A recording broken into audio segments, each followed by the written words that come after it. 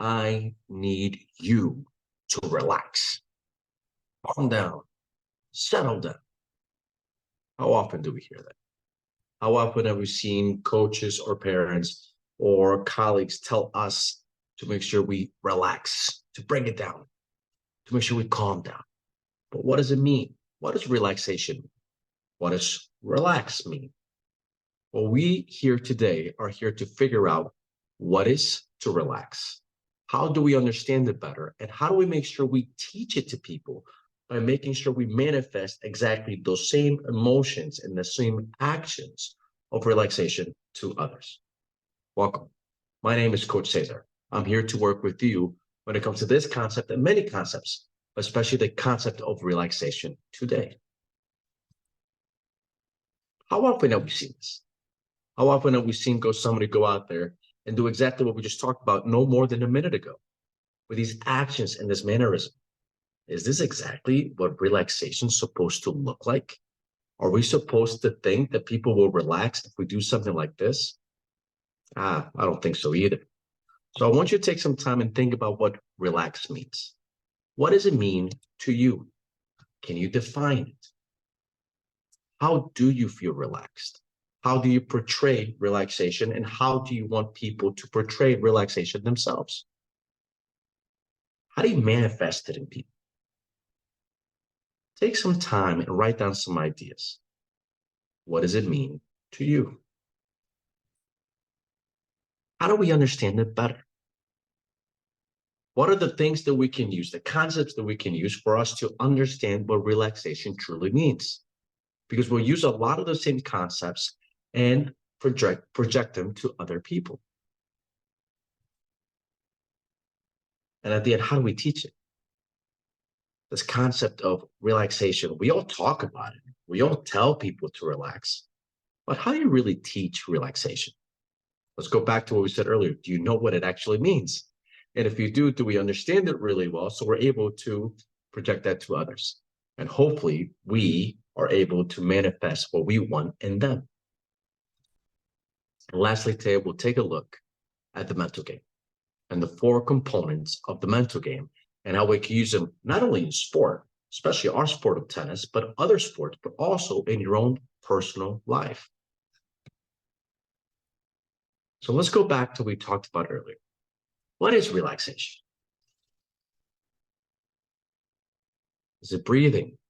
Is it closing the eyes? Is it looking somewhere and being absent? Is it letting things come your way? Well, let's have a field day today with the dictionary. Let's take it literally and start breaking the definition down. So what is relaxation? Again, straight from the dictionary. Relaxation is the state of being free from tension and anxiety. Tension and anxiety and being free of it. What does that mean? Well, what is tension? Let's break this definition down even more. Tension is the state of being stretched tight. Think about this. It's no different than our own sport. We go out there and we string a tennis racket. We take the string itself, and of course, its natural state is going to be loose. Once you put the string in the racket, of course, on top of the stringer, and you pull, that string has tension now. Now, if you hold the tension for a long time, as you know, the elasticity of that string is going to start to bear down, start to wear down, and it's going to become loose. No different than a rubber band. You stretch the rubber band, only 2 things can happen. If you stretch it to close to the maximum, okay, or to the maximum potential, at some point it's going to lose the elasticity of its properties, and it's going to start to sag. No different than us, okay, with our skin as we get older. At some point, though, if you stretch it past the maximum of the elasticity that it has, it can do what? Not it can do, it will. It will pop, it will snap, it will break. So at some point, tension does 2 things. One, it starts to lower performance of the object, of the person. Or the second aspect, it can just break. So we have to make sure we get out of that state. We can come in and out, but we want to stay away from it, especially negative tension as much as we can. Think about when you have stress, when you have challenges in life, and think about the tension that you have in your mind. Your brain almost feels like it's being pulled from every direction. This is the tension we have to get away from. And this is when, or this is why we're doing this today, to understand how to relax and how to get away with tension, because tension will come. So we talked about tension. How about anxiety? What is anxiety? Anxiety is very personal to me because I do suffer through some anxiety in life. I deal with high level stress, high level players, high level programs. With that being said, is I understand the aspect and theoretical aspect of what anxiety is and how to deal with it. But also, I go through my daily routines trying to make sure that that anxiety level goes down. It's always going to be there, especially when the spotlight is on you. I'll give you a perfect example. When I do these video training sessions or these programs, I get anxiety right before. I get anxious to be speaking to you because I'm excited. I want to make sure that the message is portrayed the right way. But of course, there's always a little anxiety there, whether I know the topic extremely well, uh, whether I know the person extremely well, or as a brand new person. The anxiety is always going to be there. So let's take it again through the dictionary and let's figure out what anxiety means. Of course, you can read it, but let me guide you through it. Anxiety is an abnormal and overwhelming sense of apprehension and fear, often marked by physical signs.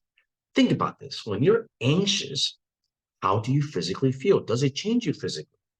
Do you go out there and start sweating or shaking or looking around? A lot of us do, okay? Just like we see here. Also, we have doubt concerning the reality and nature of the threat, the stimulus that's coming, and we have self-doubt if we're going to be able to cope with the results. And this is what leads us now to results and success and failure. What are they? Are you defining these the right way? And are you portraying these to your athletes or to the people in your life? Are we creating anxiety? Are we creating tension? Are we promoting the lack of relaxation? Or are we actually promoting relaxation with others? So now if we put tension and anxiety together, what do we get? It's an object of a person who is completely tight at performing their function. So think about this, okay? Put yourself in the coach's shoes, which many of you are. How many times have we talked about our players being tight? That they go out there and they play tight. They're not loose. They're not free. That they go out there and it feels like they have this monkey on their back and they're not able to go out there and perform. Well, it happens quite a bit. I hear it all the time. How can I help my player play freer? Well, we have to help them relax. But again, what does it mean? So we're always going to go back to the topic of today. Of course, it can be an object, like we said, whether it be the racket string, whether it be a rubber band. At some point, you stretch it so much, now it's going to become tight. It's also going to snap. This is why we see a lot of players, a lot of people go through burnout. Whether we burn out when it comes to our play, and we don't want to see a racket anymore, we don't want to see the basketball anymore, or let's face it, and the unfortunate part is how often do we see burnout in our relationships? There's so much tension and so much anxiety. And at some point you say, enough is enough. Think about this. As human beings, we have two responses. Either we fight or we flight. We can fight all we want. And at some point, hopefully it works if we're fighting the right way, if we're fighting with the person, not against them. But at some point, if you have one party and the other one's not working, there's your flight. At some point, the mental strain and truly the physical strain of that relationship for one party, it's enough where they say, I'm done. And that's the part we're trying to avoid. We want to make sure we bring things back down where both parties are relaxed, whether you as an athlete are relaxed with yourself and relaxed with the environment, and you want to continue the process of training and competing. Or this may be your family or your spouse or another relationship where you can continue building a stronger bond. So we have to make sure we define what success and failure are. And this is important. Why? We just talked about it. When it comes to anxiety, people are afraid of what the result is going to be and how they're going to cope with it. If you don't cope with the result well, you're going to have issues. But a lot of times we don't know how to cope with the result because we do not know what the results are going to be. And that's the interesting part. Because today we're going to talk about success and failure, and we're going to talk about results. Because if we are able to define these in a concrete way, something that's tangible, then it's going to give us the opportunity to deal with the result much better. It's going to help us cope with the result much better. So I want you now to think about, and you define, like we did with relaxation, and we did with tension and anxiety. Can you define what success is for you? Can you define how you verbalize success to others? Can you imagine what it truly means for you in the short term, in the middle term, and truly in the long scheme of things? And at the same time, can you do the same for failure? What does it mean to you? How do you verbalize it to others?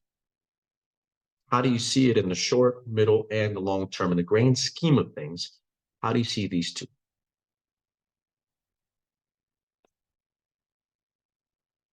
And let me ask you one more question. Are you maximizing the moment? Are you going out there and the player misses one shot and for you it's the end of the world? Are we portraying that to the player? Are you going out there and in your relationship, someone says one thing and now no, it's the end of the relationship?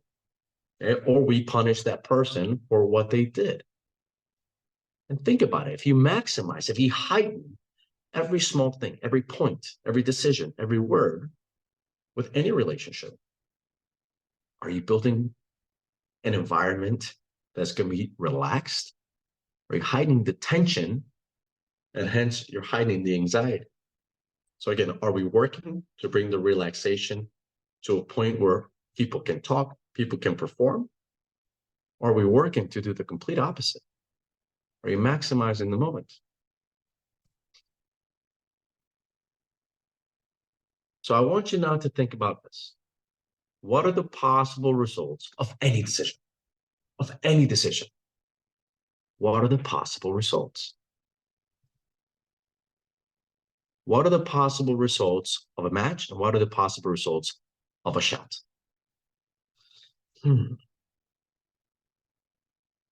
As a coach, I deal with this quite a bit. Remember when we talked about maximizing the moment? How often do players come off the court? And of course, they come off the court emotional. We're all emotional. It's a roller coaster every time we play a match, whether it's smooth, whether it's up and down, whether we win, whether we lose, intense, whether we win or we lose. But how often does a player come off the court and they truly think their career might be over, or the sponsors are going to drop them, or this and that? At the end, there's only two things that can happen. They can either win the match or lose the match. Now think of this as well. What are the results of a shot? You can make it in or you can miss it. That's it. And no more and no less. What are the results of any decision you make in your life? Well, they're positive or they're negative. Now, we can always, almost always, of course, if something you break the law in a very severe way, it's a different story. Your life's out of your hands. But for almost every single other decision that you make, positive or negative, but you can do something about it going forward. You lose the match, tomorrow will come. The next week we'll play another tournament, or a couple of weeks, wherever the tournament schedule tells us, but the next tournament will come. When it comes to a point, guess what? You can make the shot or miss the shot, and you're going to have an opportunity for the same shot, if you missed it, to make it in later on. And if you made the shot, you're going to have an opportunity again to make the shot again. So at the end of the day, there's only two possible outcomes.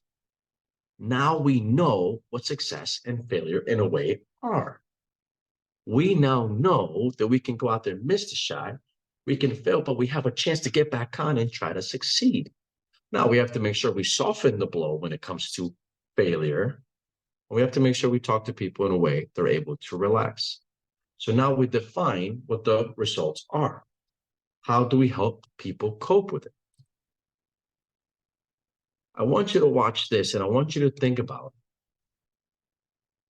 what Michael Jordan is about to tell you. Michael Jordan is one of the greatest players of all times, if not the greatest. You can have that argument any day, anytime. I am from Chicago, Illinois, so of course I'm a little biased. But I want you to think about what he tells you.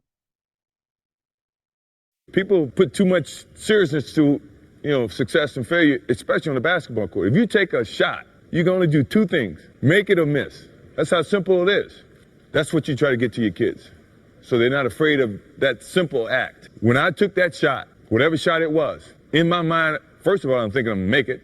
Secondly, if I don't, okay, we can come back tomorrow, work hard, make sure that when I get in that situation again, I'm gonna make the shot. But you don't put the end of the world on that one particular event.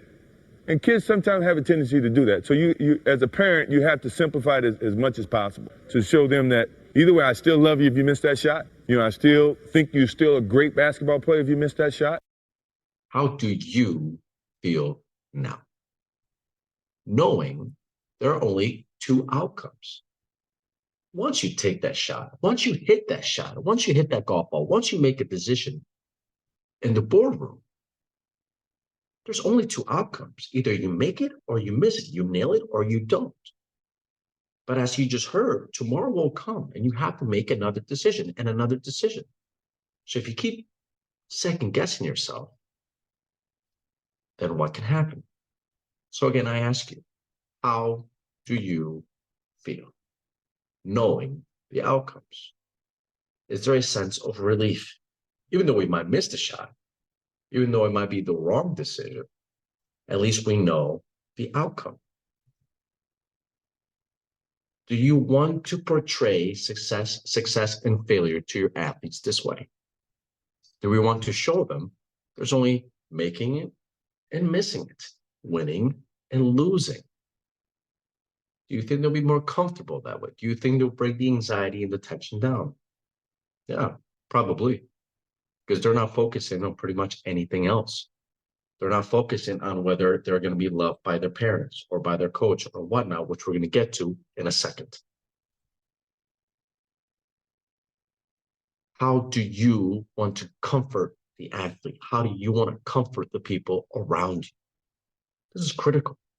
You want to make sure you go out there and make people feel safe. Any relationship in life, you are attracted to other people, whether it be your partner in life, whether it be your best friend, whether it be your circle of friends, because you feel safe around them. You can be goofy, you can be silly, you can be anything you want to be with them. And of course, they're not going to judge you in a negative way. You're going to go out there and do some things you'll never do with a complete stranger. You might go out there and change your voice, change your habits, change this, and be free with them, because they will accept you and they will call you out, holding you accountable if you do something wrong, but they're not going to end the relationship with you. You feel safe with them. It is important for us to make sure we let our athletes feel the same way. They now, through our guidance, we want to help them understand the failure is not an individual thing, but it's collective. If they go out there and miss the shot, it's not they missed the shot, it's we missed the shot. We want to make sure they understand, as you'll see, this is a team sport.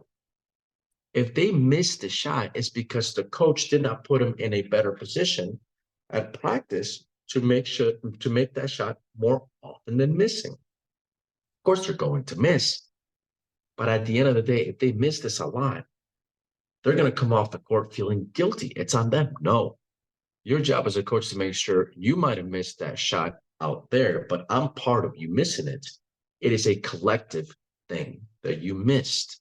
It is our miss, not your miss. Just like it's our win. Now, we tell players all the time, you take 90% credit for the win, we'll take 10. Because at the end, they're the ones doing most of the work. But when it comes to errors, it has to be 50-50. We share the blame. We share the success. We share the spoils, 90-10. But when it comes to missing, it's 50-50. Right away, how do you think the athlete feels? How do you think your relationships are going to feel if you say, look, you might have said something wrong, but I'm here with you and I pushed you to something like that? Of course, it's their responsibility and it's their decision to say something that maybe was not the most constructive thing. But at the end, I'm here with you. Let's talk it out. Let's build something that you're going to be safe. You're going to feel more relaxed, freer. Tennis is not an individual sport. As much as people say it's an individual sport, one person while playing against the next person, it's garbage. What are you talking about?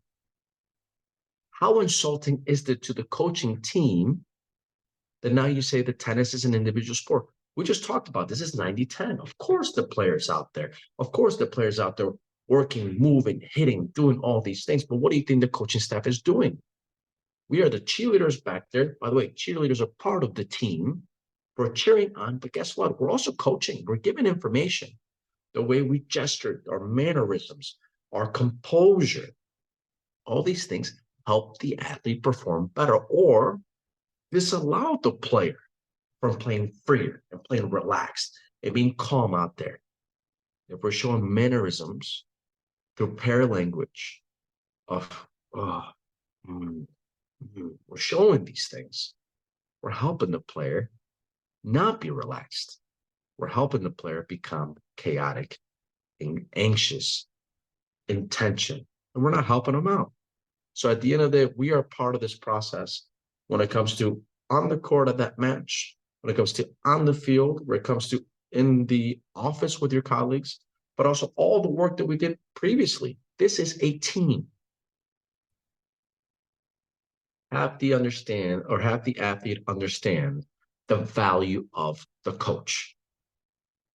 When a player goes out there and they miss a shot, imagine we're at practice. A player goes out there and misses a shot at practice because you ask him to do something or her, they miss it. The first thing you want to tell them is, thank you, great job, well done. They might look at you like you're crazy because they just missed a shot. Say, coach, I just missed it. I just missed it. We missed it, but you trusted me. You trusted me with trying this. Thank you so much. Let's keep going. Let's try it a little bit more and let's get some metrics behind it and see how we can make it better. What have you done? Right away, you've given them the empowerment of effort. You've now said, the miss, yeah, it sucks, but let's keep going. We're going to make it with the theory that I gave you. But the number one thing you gave me was the effort, and you showed me that you trust me. Right away, they feel empowered. They feel like no matter if they miss, you're going to be out there guiding them. So what do? You brought them closer to relaxation. You want to make sure people feel safe. Build them a safety net. Tell them tomorrow will come. And the more, of course, you do this, the more they'll realize it. And they'll go out there and be free to play their shot, be free to make decisions because they understand now what success and failure are. The failure, even though they make the wrong decision, they are able to fix it later on, that you're going to be there for them. That effort's number one, not making or missing, not winning or losing. And that we are here for them no matter what mentality. If they give us effort, our love is unconditional. But again, effort has to be there. And no matter what, we're going to be out there for them. Again, how do you think you make them feel? Build that safety net. That way, when they fall, they understand that, of course, the fall sucks. It is not great, but they're able to get right back out there and improve on what they did. Again, this is not to be apathetic and not just to say, hey, you miss or you lose, it's no big deal. We live in a competitive environment, in a competitive world. Winning is important. Losing is important. It's part of the process. Winning is part of the process. But at the end, what do they have in common? What do those two phrases have in common there? The process, the efforts, number one, and having a clear vision, which we're going to get to in a little bit, is going to help us, one, maintain a level of relaxation, but two, maintain a level of being competitive and understanding that if we lose or miss the shot, well, we're going to have another opportunity to make it better. Building a safety net. So now, as we take a deep breath and we think about all the information we just gave on how to help people become more relaxed, how to help athletes become more relaxed. Let's dive deeper into it. Let's deal with, we're dealing how to help other people. How do you help yourself and how do you teach it? Because at the end, that's what we're here for. As coaches, how do we teach it? As people, how do we manifest this? And others. So I want you to take a look at this picture. And I want you to imagine yourself in this picture. It's a beautiful picture. It's a beautiful frame. Let's play a little bit. I want you to think about what imagery is. You just saw that picture there. What is imagery? Again, we've been talking about how to help others. Let's now help ourselves, because if we understand this really well, we're going to be able to portray this for other people, onto other people. And at the end, hopefully, what goes around comes around, right? What is imagery? As we said earlier, we're going to have a field day with a dictionary. Let's keep this pretty literal. Visual, descriptive, or figurative language. Better said, mental images.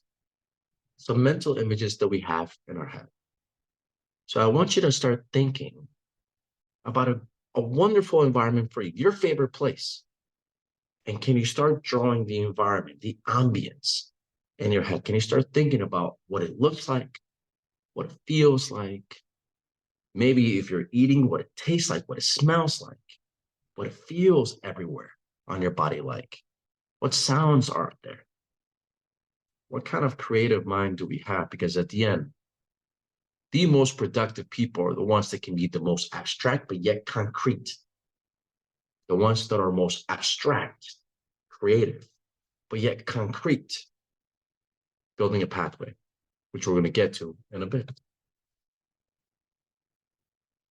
Let's play a game. I'm going to throw some words at you, 6 words to be exact. And I want you to deal with your own imagery. Draw up your own picture. So whether you close your eyes or you look here and pay attention, I want you to draw the pictures in your own mind. Gray. Animal. City. Small.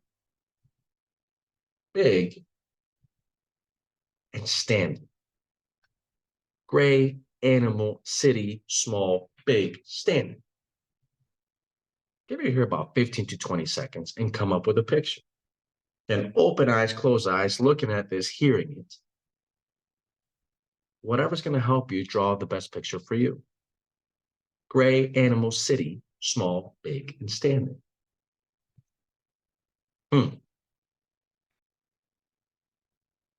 Is this the picture that you had in mind? Well, it's gray.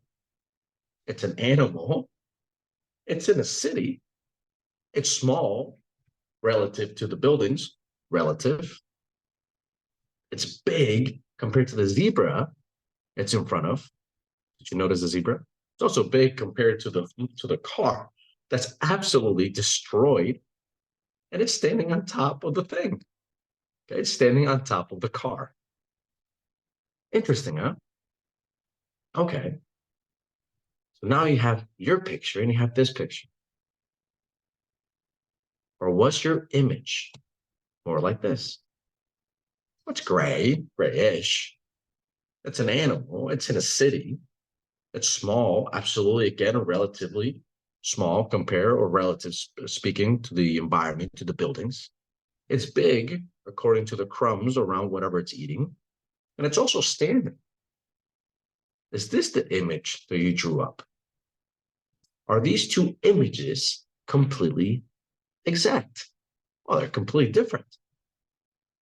The one here on the left looks completely chaotic. Well, the one on the right, of course, looks a lot more peaceful, but they were the same words. So this is the part where imagery, you want to make sure, again, you're creative, but you want to start taking everything or every word and breaking it down smaller and smaller and smaller to the detail, where again, you're smelling, you're tasting, you're feeling things, where you really draw a really important picture in your brain, because this is going to help us. And then later on, as you teach it, it's going to help us relax.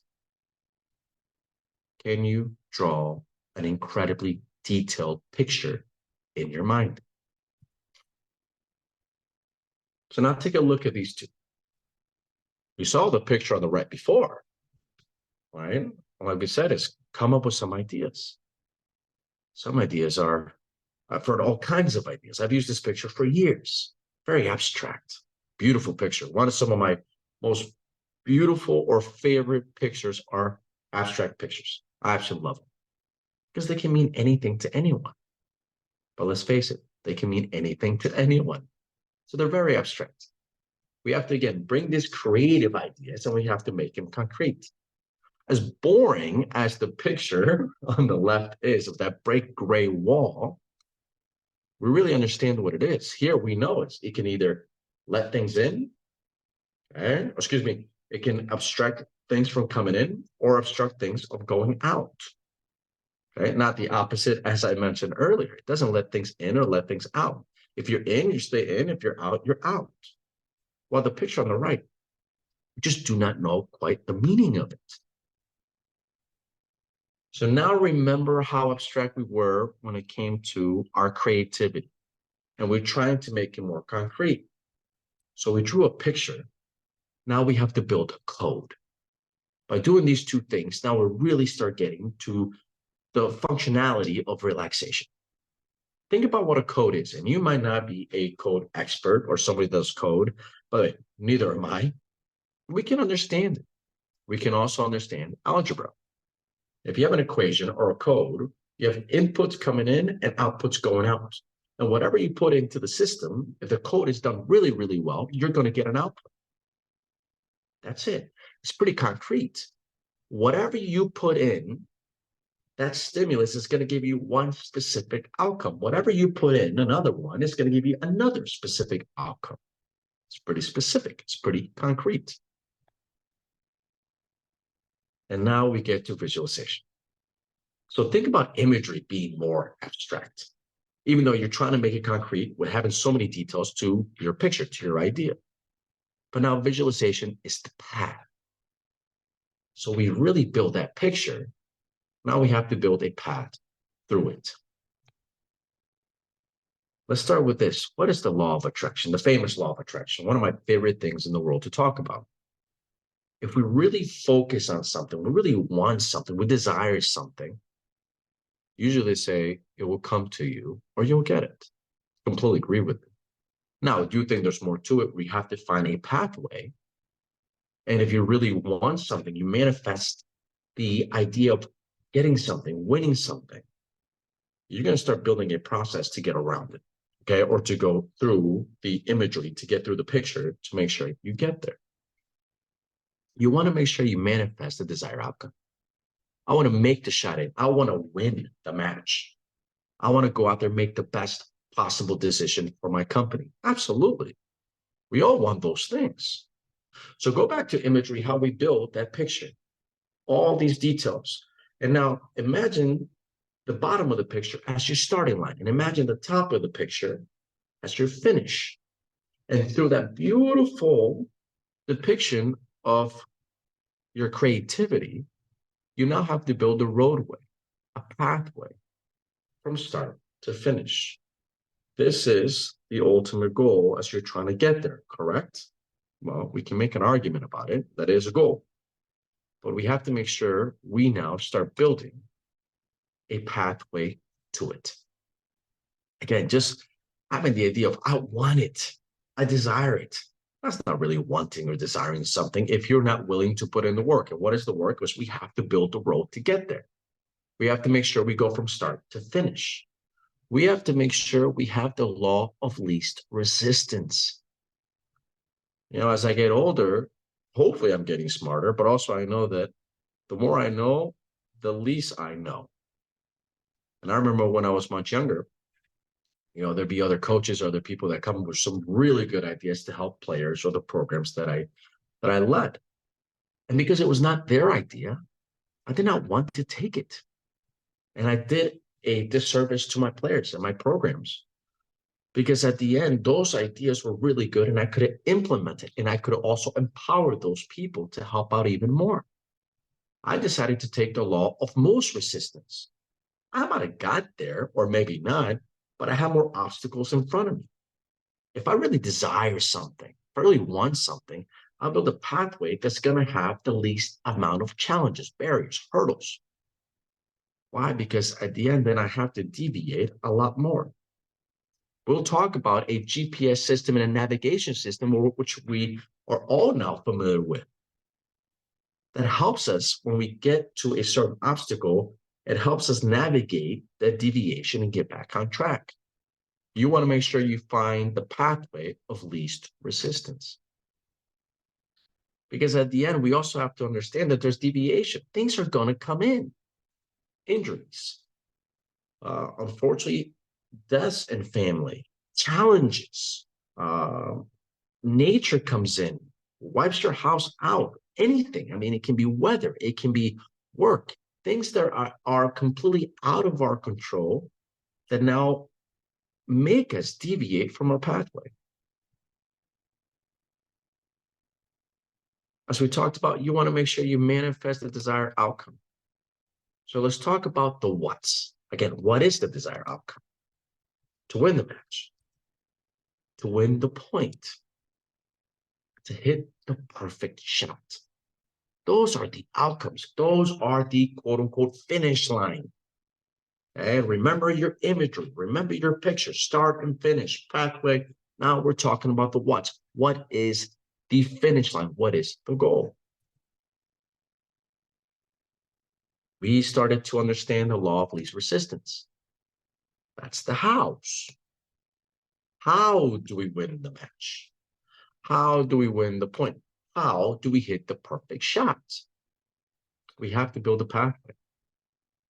How do we hit the perfect shot? Well, we move with 3 steps. We get in position of a semi-open stance. We attack it at B, blah, blah, blah, blah, blah. All the technical and tactical jargon that we can say to players. That's concrete. That is concrete. It cannot be abstract.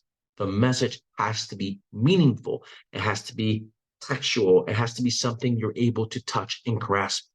So make sure you're clear with players and people. Let's understand hows. But of course, like we said, as much as we built that perfect road, at some point, there's going to be barriers, challenges, hurdles that come in, and there's deviation, what we call Murphy's Law. So we have to understand the ifs. Now, if you're familiar with Murphy's Law, by the way, we're all familiar with it. We might not be familiar with the terminology, but whatever can go wrong will go wrong. So we have to make sure we do our best to plan for the ifs. You have to make sure that you build something that doesn't resemble, but is a plan. The plan might be terrible, but at least it gives you an idea that if this is, this part of the plan is really good and the rest of it is no good, you're able to throw that away and not repeat it. We're able to, again, we go back to something concrete. We're able to have something that we can feel, we can see, we're able to explain. You need to make sure you have a plan. And in the plan, and this is something we do as coaches, is we have to see every possibility that can happen within a match, within life, within anything. Because once we understand the result of that, we're able to now prep ourselves before it actually happens. In a way, we're fortune tellers, knowing that most of what we hypothesize, it's not going to work out. So you might say it's a waste of time. I'd rather not have a plan. But that doesn't work either, because then you again start going back to the idea that you don't know what the result is going to be. The result is either winning or losing. The result is either making or missing a shot, positive or negative decision. So you want to make sure you have a plan with every single hypothesis out there as much as you can. And of course, we're going to miss some, and maybe you won't I miss them all the time, even though I do my best with my coaching team and with their players. But we go through every hypothesis because one day we might plan out to attack a forehand that is weaker than the backhand, but the next day the opponent, for whatever reason, has actually changed that on us. And actually, their backhand that day is actually weaker than the forehand. So we have to make sure that we know every single hypothesis and we prepare ourselves for every single situation. Knowing again that there's only two outcomes: make or miss, win or lose, positive or negative decision. That way we're able to cope with it much better. Because at the end, as much as we do this, looking at every single possible outcome, right? We also, or variable, excuse me, because the outcomes are only two, as we talked about. We are trying to minimize the amount of variables. That way, when something happens, we're not surprised. We know it was coming. Now we know what to do. Remember the coding as we started? Remember now the visualization, the pathway we're trying to build is for every input, we now have a specific output. If we are driving down the road and there is a tree that falls down, we know we have to turn left, we have to move to this other road, and then we're able to come back right to go back into the most efficient plan, the law of least resistance. But there are going to be variables. And if there's a variable that we did not plan for, maybe it resembles another one that's close. So we also have a plan. This is why planning is so important. Because if you fail to plan, you plan to fail. One of my favorite quotes in the world. I live by this quote. I plan almost everything when it comes to the players, when it comes to the programs that we work with, when it comes to the corporations we work with. And of course, even the relationships that we have. We try to plan everything so the expectation and reality match, so there is no conflict. So now we've talked about the what's, the hows, and the ifs through visualization. We've now built that pathway, understanding that there's going to be pathways or that's going to deviate around from time to time. Hopefully, it's not a huge deviation. And if we plan really well, it won't be. So by understanding these concepts now, we've built that pathway for the desired result, start to finish. And now we have the pathway that, of course, will deviate, but we know how to get back on track. We have built clarity, transparency, and concreteness. We are now concrete. Again, think about that coding. Whatever input comes in, we have an output. We have an answer for the questions. We have an answer for those doubts. We now have a singular or situational singular focal point. We deal with athletes all the time. You can't ask an athlete, of course, a more mature athlete, to focus on one thing the whole time. There's too many things that happen in a match. But if they're able to focus on one thing in a particular singular situation, and you're able to connect those two, you've done something very special, because now they're able to recognize the situation and understand that they have to do one thing. And then the next situation comes, and they're able to focus on one thing in that singular situation. And then another thing comes, and they're able to focus on one singular thing. So they can focus on many, many things, but they're able to focus on many, many things broken apart with individual situations that match.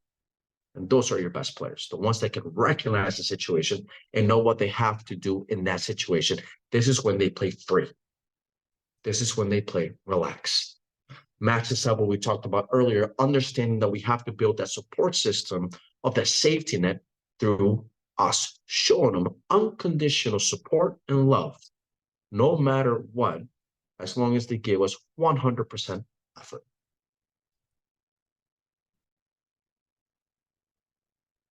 So by understanding these concepts, what have we built in them? What have you built in yourself? You now understand the law of attraction, manifesting that goal, that desired outcome. You now understand the law of least resistance. Let's make sure we have a streamline from start to finish.